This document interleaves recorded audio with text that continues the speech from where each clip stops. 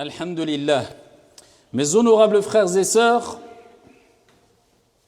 la situation ou les situations que nous vivons à notre époque, de manière générale et dans nos vies personnelles, poussent de plus en plus de personnes, hommes ou femmes, personnes âgées comme les plus jeunes, même les enfants, à s'attrister de plus en plus, à s'angoisser ou vivre des moments très difficiles de plus en plus qui provoquent en nous des angoisses, des tristesses, du stress. Et pourquoi pas, alors qu'on voit ce qui se passe autour de nous, ça ne peut que nous attrister. Les guerres, pandémies, réchauffement climatique, les informations continues qui nous rappellent que la vie est très dure et de plus en plus dure dans les 4 coins du monde. Pour tout type de personnes, peu importe la conviction religieuse, la croyance, l'origine, la couleur, la nationalité, on voit que la vie est de plus en plus dure. Et même nos problèmes personnels qu'on rencontre dans la vie de tous les jours, perte d'un proche, maladie, perte d'un emploi, perte financière, etc. Tout cela nous pousse à stresser de plus en plus, à angoisser. Certaines personnes tombent dans des dépressions, d'autres sont obligées même de prendre des médicaments, comme vous le savez, malheureusement. Certaines personnes cherchent la solution où il ne faut pas, ils se trompent de route et ils s'enfoncent de plus en plus. Ils n'arrivent plus à remonter la pente, à remonter la tête au-dessus de la surface de l'eau. En tout cas, les gens sont pris d'une certaine panique. Le passé les hante, le futur leur fait de plus en plus peur. Eh bien, en tant que croyant, on peut dire que parmi les raisons qui poussent à toute cette panique et cette angoisse et cette tristesse, c'est qu'on n'a pas compris 2 choses. Principalement 2 choses. Bien d'autres, comme on va le voir. Mais principalement 2 choses. La première, c'est qu'à partir du moment où celui qui gère toute chose, qui contrôle toute chose, qui pour lui, rien n'est difficile, celui qui lorsqu'il veut quoi que ce soit, il dit soit et c'est kun fayakun. On n'a pas compris que lorsque Dieu, Allah subhanahu wa ta'ala, celui qui gère toute chose à la perfection, le sage par excellence, lorsque Dieu, notre Seigneur tabaraka wa ta'ala, est avec nous, nul besoin de s'attrister. La tahzan inna Allah ma'ana. C'est ce qu'a dit le prophète à Abu Bakr lorsqu'ils étaient dans la grotte et qu'il y avait des gens qui étaient à quelques centimètres à proximité d'eux et qui souhaitaient une seule chose ou qui ne souhaitaient qu'une seule chose, c'était de les tuer. Il lui a rappelé que la proximité de Dieu, eh bien, elle est éloignée le mal de nous. La tahzan. Ils sont à côté de nous. La tahzan. Inna Allah ma'ana. Dieu est proche de nous, nous sommes proches de Dieu. Dieu éloignera leur proximité et leur mal. Dieu est avec nous. Et Allah subhanahu wa ta'ala a transformé cette peur, ce souci, cette angoisse en une délivrance qui est une source de joie pour les milliards de croyants et de musulmans jusqu'à la fin des temps lorsqu'on évoque cette histoire. Et une grande leçon. La tahzan, inna Allah ma'ana. Le tout, c'est d'être proche de Dieu. D'avoir une proximité avec ton Seigneur tabaraka wa ta'ala. Et la proximité avec les problèmes et les soucis deviendra quelque chose de très loin, un mauvais souvenir du passé, incha'Allah ta'ala. Tu seras préservé. On n'a pas encore compris que lorsqu'on est proche de Dieu, rien ne nous affectera.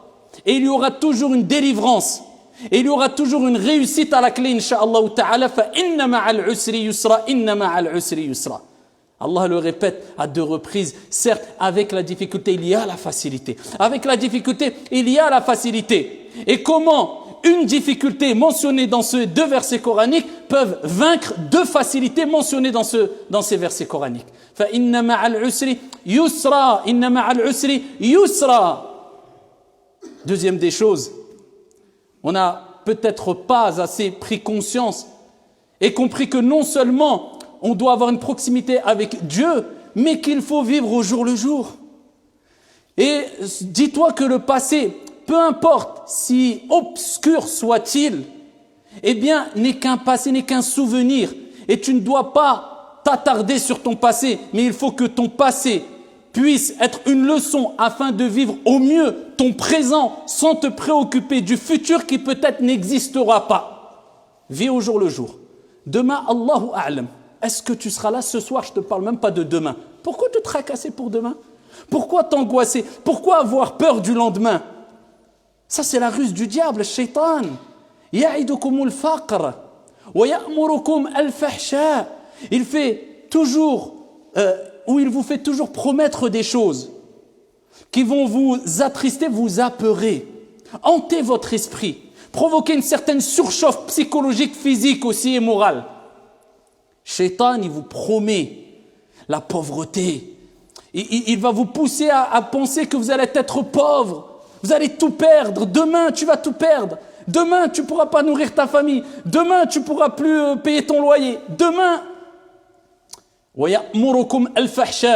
et il vous ordonne le répréhensible mal. Ah, ça, il sait faire. Mais à côté, on a Allah subhanahu wa ta'ala. Allah nous dit, Wallahu, Wallahu, Allah subhanahu wa ta'ala nous promet quoi? Maghfiratan minhu wa fadla. Wallahu wasi'un, wasi' alim. Allah subhanahu wa ta'ala, c'est le plus grand. Allah subhanahu wa ta'ala, c'est lui qui accorde ses largesses. Allah subhanahu wa ta'ala, c'est lui l'omniscient qui sait tout. Ne t'inquiète pas. Allah azza wa jal vous promet un pardon et c'est grâce. Donc toute personne, shayatin ou ins, diable ou être humain, qui vous apporte des nouvelles pour vous faire peur, stresser, angoisser sur le futur. Mais tu vas voir, tu vas pas réussir. Mais ceci, cela. Wallahi, sachez qu'ils ont la même mission. Shaitan et eux ont la même mission. T'apeurer, t'attrister. Tourne-toi vers ceux qui voient les choses positives. Tourne-toi vers ceux qui te disent, écoute, vis au jour le jour. Aujourd'hui, tu as la santé, alhamdulillah. Aujourd'hui, tu as de quoi manger, alhamdulillah. Tu as un toit, alhamdulillah. Tu fais partie des personnes les plus riches sur la surface de la terre. Tu as à manger, tu as la santé, tu as un toit pour dormir. Tu veux quoi de plus? Alhamdulillah. Eh bien, on est toujours ici, quelquefois, à craindre le futur et à se prendre la tête avec le passé. Vis au jour le jour, c'est ce que nous a enseigné le prophète sallallahu alayhi wa sallam lorsqu'il a dit « Kun » soit au moment présent, aujourd'hui. « Kun fi dunya ka'annaka gharib aw abiru sabil » soit dans la vie d'ici-bas comme si tu étais un étranger ou bien un passant, un voyageur. Et quand tu vas dans un endroit, tu te dis pas, ouais, mais dans 6 mois, tu dis, écoute, je profite maintenant, alhamdulillah, parce que je suis que voyageur, je vais rentrer chez moi. Bah, tu vas rentrer chez toi. Je vais rentrer chez moi. Nous allons toutes et tous rentrer chez nous. C'est où?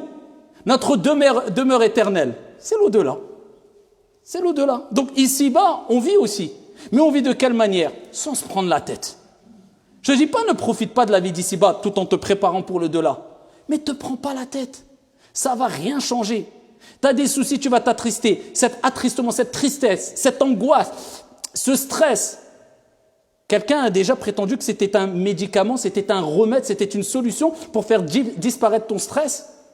Non, ça c'est du mal qui ne fait rajouter que du mal. Amma le bien, wasbir wa ma sabruka illa billah. Le bien n'apporte que du bien. Quand tu patientes, Dieu te rajoute de la patience. Quand tu agis en bien, Dieu te facilite le fait de pouvoir encore agir en bien. Ça, c'est des choses bénéfiques. Mais ça, c'est du négatif, ça. Ça va t'apporter rien du tout. Et Ibn Umar, radiyallahu anhu, qu'est-ce qu'il disait? إذا أمسيت فلا تنتظر الصباح وإذا أصبحت فلا تنتظر المساء وخذ من صحتك لمرضك ومن حياتك لموتك. C'est maintenant que ça se passe. Mais dans 2 heures ou dans 10 heures ou dans 20 heures. Attention, je ne dis pas qu'on ne doit pas se projeter dans des projets dans le futur. Mais si ces projets, si tes projections, ces probabilités qui vont se passer te poussent à angoisser, non, ça c'est pas bon.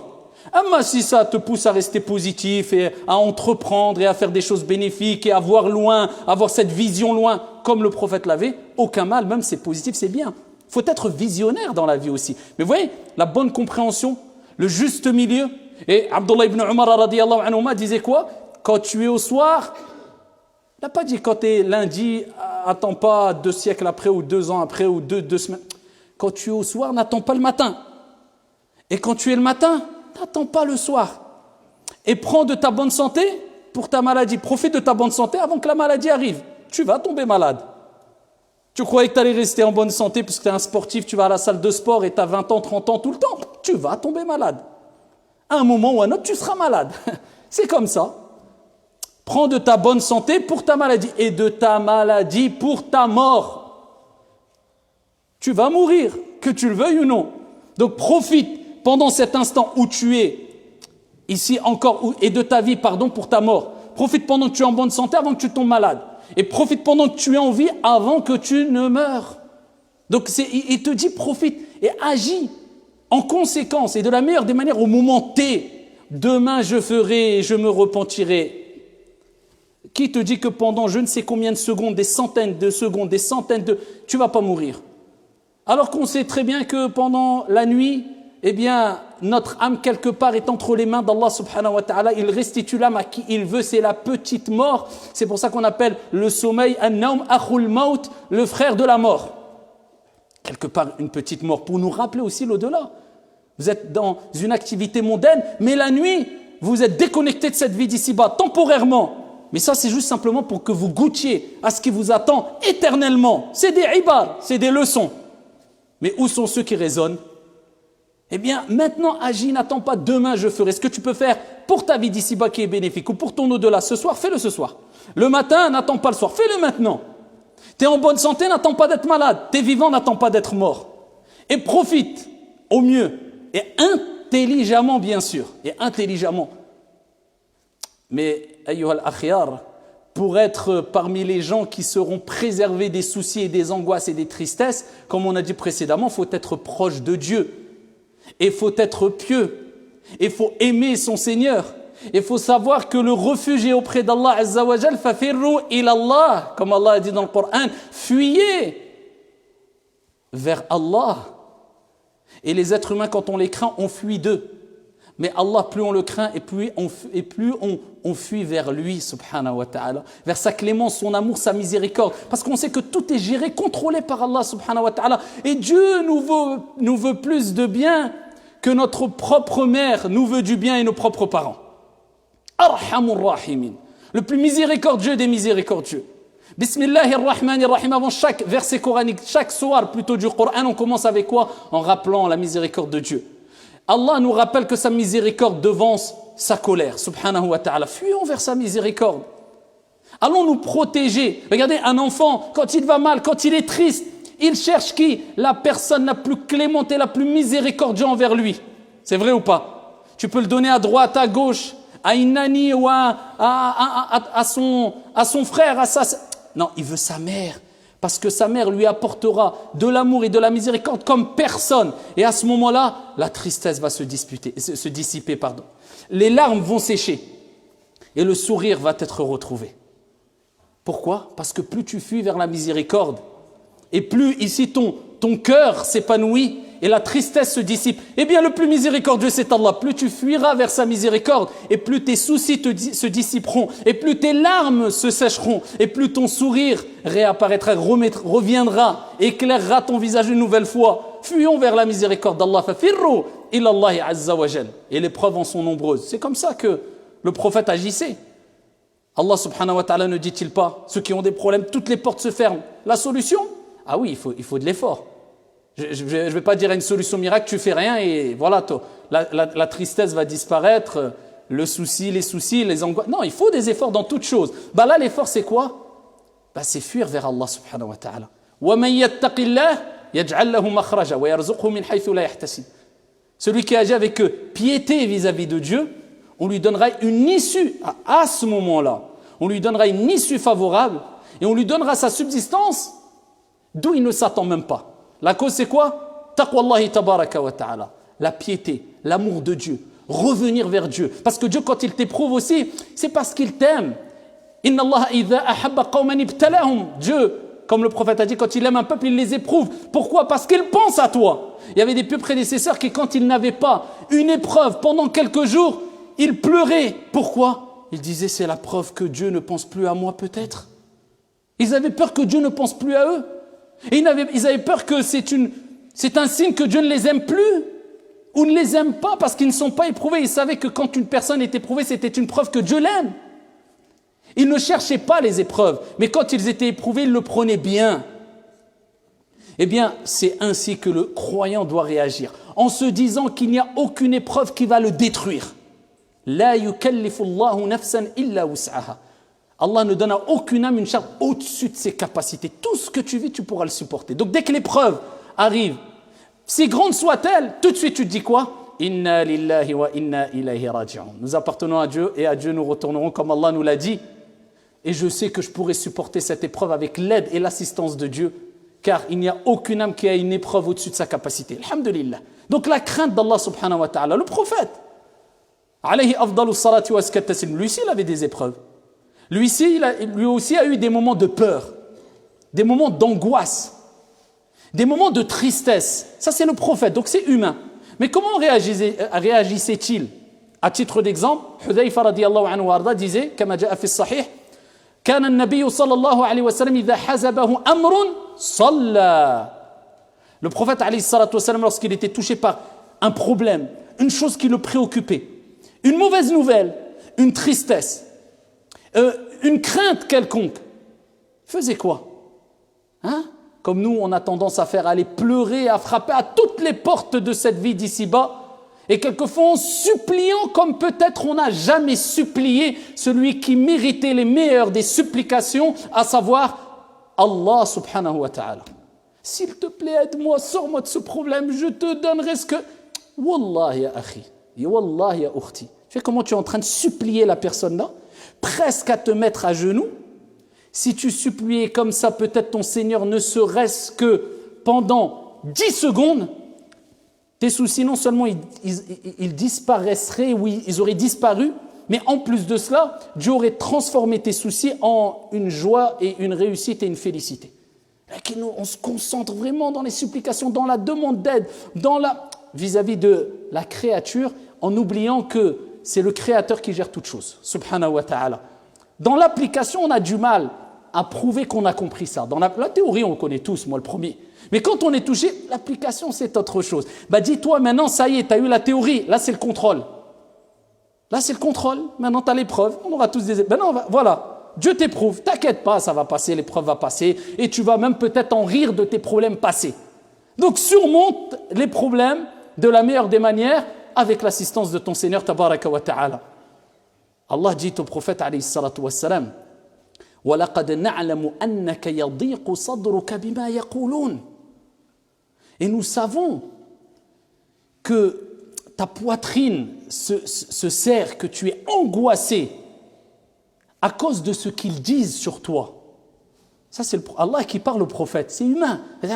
Dieu, ce qu'il dit au prophète, on sait, وَلَقَدْ نَعْلَمُ أَنَّكَ يَضِيقُ صَدْرُكَ بِمَا يَقُولُونَ. On sait ça, on sait. Ça te fait mal, mais Allah lui donne la solution. فَسَبِّحْ بِحَمْدِ رَبِّكَ وَكُمْ مِنَ السَّاجِدِينَ وَاعْبُدْ رَبَّكَ حَتَّى يَأْتِيَكَ الْيَقِينَ. Glorifie, exalte le nom de ton Seigneur, tabaraka wa ta'ala, et sois parmi celles et ceux qui se prosternent. Et adore ton Seigneur jusqu'à ce que te vienne la certitude, c'est-à-dire al-maut, la mort. Le reste, ne t'inquiète pas. Nous, on s'en charge. La tahzan, ne t'attriste pas. Inna Allah ma'ana. Allah est avec nous. Ce qu'a dit ici le prophète Abu Bakr radiyallahu anhu, c'est rien, c'est un détail. Allah lui rappelle la solution, glorifie Allah. Quand on a des problèmes, est-ce qu'on dit subhanallah, alhamdulillah, la hawla wa la quwwata illa billah, cette formule qui, par la permission d'Allah, eh bien, fait transformer les mauvaises situations en bonnes situations. Il n'y a de transformation, de force et de puissance qu'en Dieu.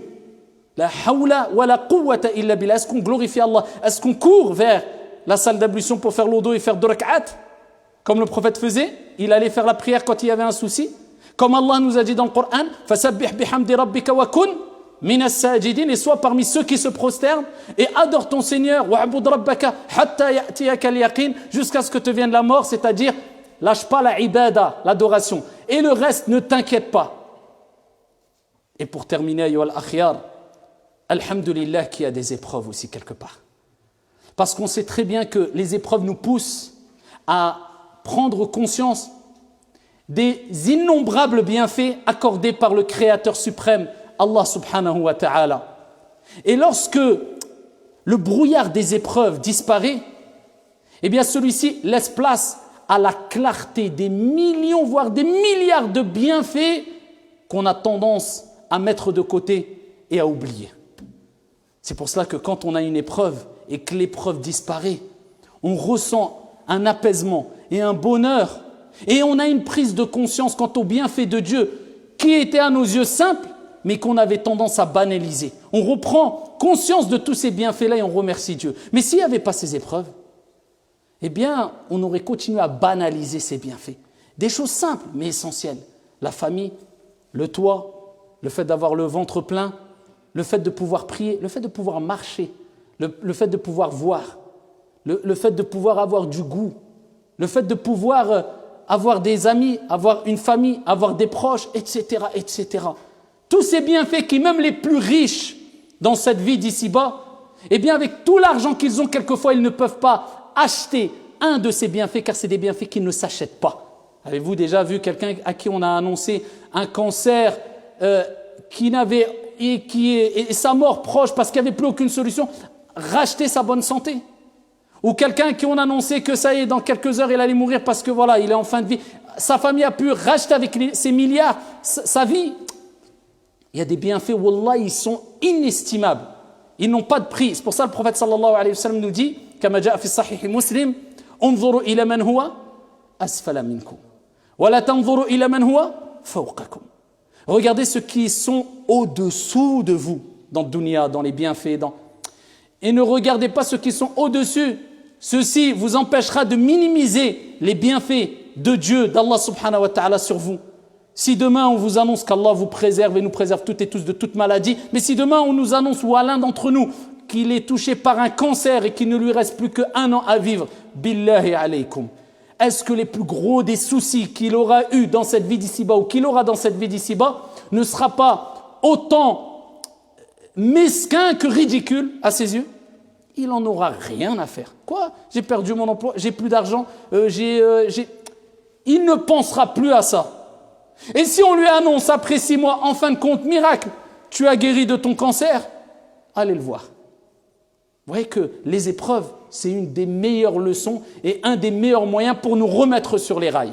Mais n'attendons pas d'être éprouvés, d'être dans le mal pour invoquer Dieu, car le prophète alayhi salatu wassalam a dit, celui qui évoque Allah, celui qui pense à Dieu, celui qui est reconnaissant lorsque tout va bien, eh bien Allah subhanahu wa ta'ala pensera à lui. Allah subhanahu wa ta'ala l'assistera quand tout va mal.